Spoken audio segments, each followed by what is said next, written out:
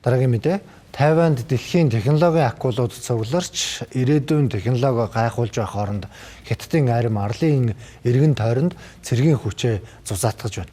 За энэ нь нэг талд дэлхийн эдийн засгийн баяр хөөр, нөгөө талд цэргийн түгшүүр зэрэгцсэн ер бусын дур зүргийг үзүүлж эхэлжээ. 2026 оны 6 дугаар сарын 8-нд Тайваны Тайпей хотод дэлхийн технологийн салбарын хамгийн том цугларалт болох Computex үзэсгэлэн болж өнгөрлөө. Салбарын топ удирдлагууд тус үзэсгэлэнд олноор оролцсон юм а.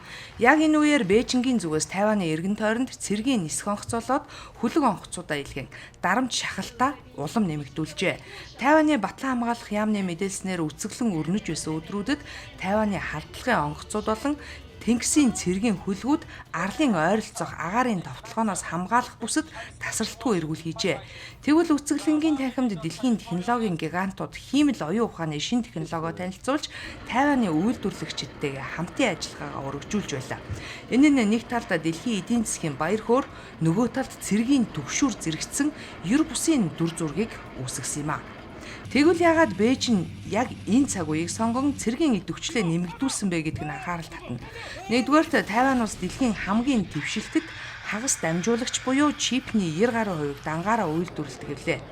Дэлхийн технологийн салбарт тэднээс бүтцийн хамааралтай. Бээжин өөрийн цэргийн хүчийг харуулснаар өрнөдийн орнуудад болон дэлхийн компаниудад энэхүү нийлүүлэлтийн гинжин хэлхээ хичнээн хэврэг бөгөөд Хятадын стратегийн нөлөөнд байдгийг сануулж байгаа хэрэг юм а. Хоёрдугаарт Тайваны шинэ удирдлага албан тушаалтаа орсноос хойш Бээжин тус арлыг тусгаар тогтнох алхам хийхээс сэргийлж улс төрийн болон цэргийн дохио өгсөр байгаа нь юм. Нөгөө талаас дэлхийн томоохон технологийн компаниуд геополитикийн эрсдлийг ухамсарлаж байгаа ч Тайваны өндөр технологийн экосистемийг богино хугацаанд орлуулах боломжгүй гэдгийг сайн мэдэж байна. Тиймдээ ч тэд цэргийн занл хийллийг үл харгалзан тус арал руу хошуурсаар байсан. Тайваны чипний үйлдвэрүүд дэлхийн технологийн ирээдүйг тодорхойлоо зогсохгүй их гүрнүүдийн сөргөлдөөний хамгийн эмзэг зангилаацыг болон хуурайд байна.